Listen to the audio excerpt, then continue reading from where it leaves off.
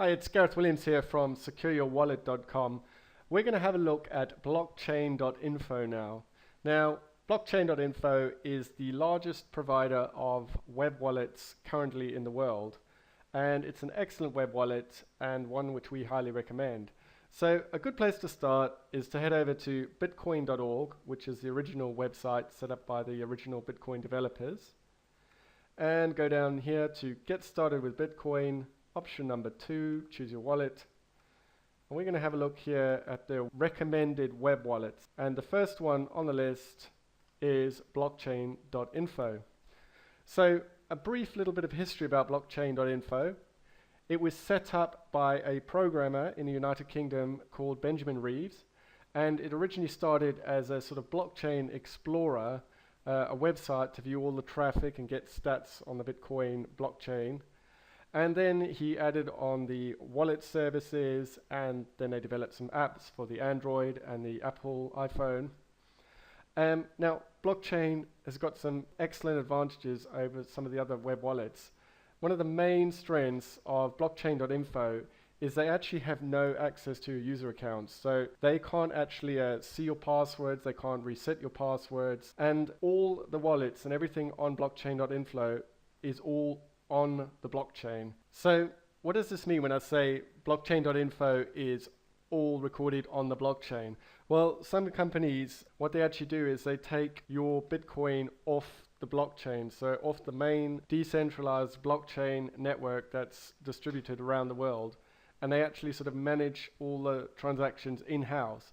So, you know, this is generally done in a very safe manner, but potentially there's that little tiny risk that if government stepped in and put down some heavy regulation, or if they wanted to seize or freeze somebody's account, they could go to that wallet provider and say, we want you to stop that account.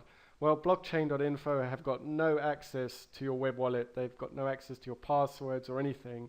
So all your data is completely safe. It's recorded on the blockchain itself. As long as you've got a secure password and you've got a backup of your wallet, even if blockchain.info got shut down for whatever reason or temporarily went offline, you've still got access to your Bitcoin, you've got your address, it's in the blockchain network, so it's secure.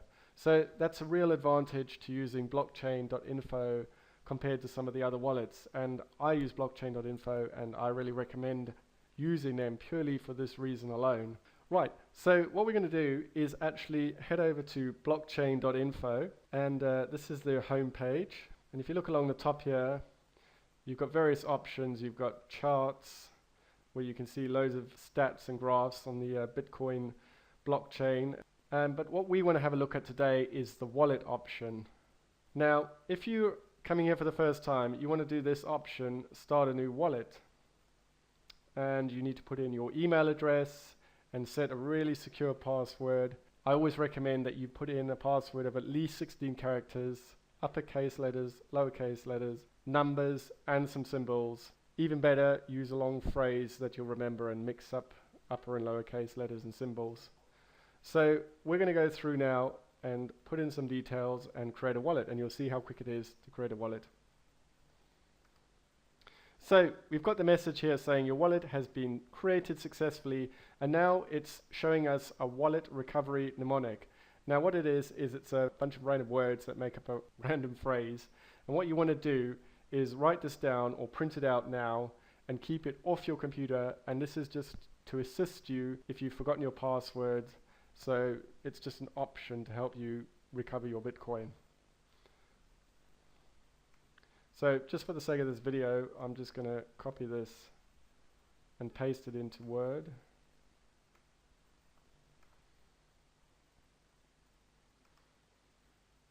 Okay, and what I'm going to do is I'm going to print that off, and I'm going to keep it off my computer completely somewhere safe. And now I'm going to click on Continue. And what blockchain.info does is it gives you this long string of numbers and letters, and this is actually your unique identifier. It's basically your username. But what you can actually do is when you go in, and once you've logged in and go to settings, you can create an alias, something that's a lot more memorable, because that is a lot of, well, it's very difficult to remember something like that. So we're going to log in now. So here we are. inside our wallet. Obviously we've got no Bitcoin in there at the moment.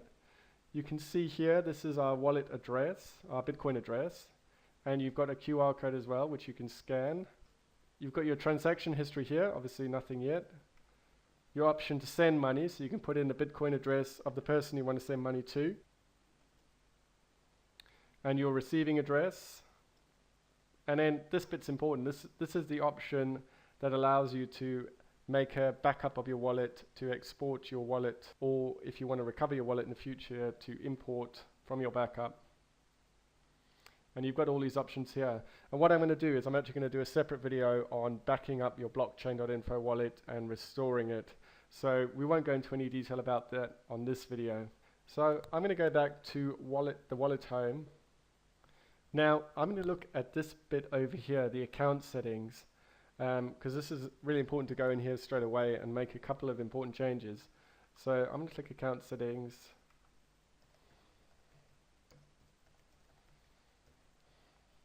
Okay, so here we are in the account settings, and it's asking for an email verification code, which I've just got from my email. I've just checked and I have an email from blockchain.info. So I'm going to copy this in and I'm going to click verify, and it's basically verified my email. Now here's the option where you can put in an alias. So this is something that's going to be a lot easier for yourself to remember, so you don't need to remember that long identifier. So well, I'll just call it secure your wallet. You've got the option to put in your mobile number if you choose to, or cell phone number if you're in the US. Now, here is the important area that I want to have a look at. In the security bit, you've got this option here called two-factor authentication.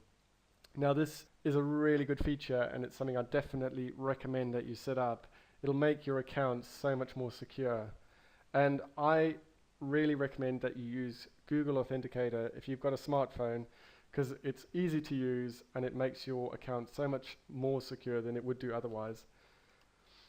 So what you would do is you would go onto your smartphone now, you'd go to the App Store and you would download the Google Authenticator app. You'd search for it, download it, and then it will ask you to scan this QR code here.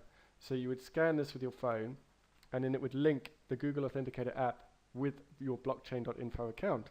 So you would do this, and then you would get an option to enter a code below. So what I'm going to do now is I'm going to get my iPad, and I'm actually going to film on my iPad and show you how you would go about getting the Google Authenticator app. Now, ordinarily, you'd probably do this using a smartphone, an Apple iPhone or a Samsung, sort of with an Android operating system. But I'm going to do it on the iPad because it's much easier to see and film on the iPad. So what you need to do is you need to head over to the App Store. You need to go to the search, and you need to have a look for Google Authenticator. It's only available as an iPhone app, but it should install fine on my iPad. You'd get your Apple ID coming up. In this case, I've blanked that one out. So Google Authenticator is now installing on the iPad, and we can open it up, and it's going to ask, do we want to begin setup? So we want to go to this option to scan the barcode. So what I'm going to do now is I'm actually going to click on this scan barcode option, and then we're going to scan the QR code. So it's going to switch into camera mode, and there we go. We've got a 6-digit number, and what we need to do is click underneath the QR code and fill in the 6-digit number. And there we go. And now you can see it says over here, Google Authenticator is enabled. So we're going to log out and then log back into Blockchain Info, and you'll see how this Google Authenticator code works. So we're back now at the logon page for blockchain.info, and now you can see we have this new option here, Google Authenticator. So on the right here, I've got a streaming live screenshot of my actual iPad, and I've got the Google Authenticator app up. And as you can see, it's generating the 6-digit code, and this generates every 30 seconds. So a new one is now appeared. And you've got 30 seconds to enter this number in. So we're going to put our password in, and then we're going to put in the 6-digit code and open the wallet. And there we go. We've just used Google Authenticator and two-factor authentication to get into blockchain.info.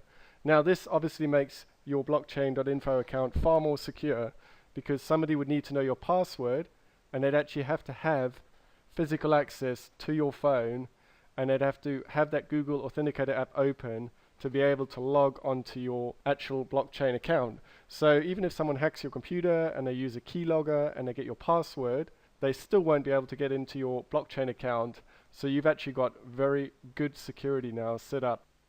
So that was a little look at creating a wallet on blockchain.info and setting up two-factor authentication on blockchain.info.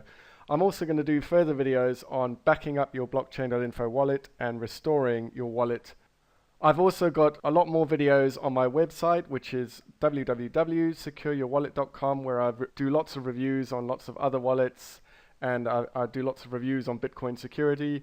And you can also look at my YouTube channel, which is Secure Your Wallet.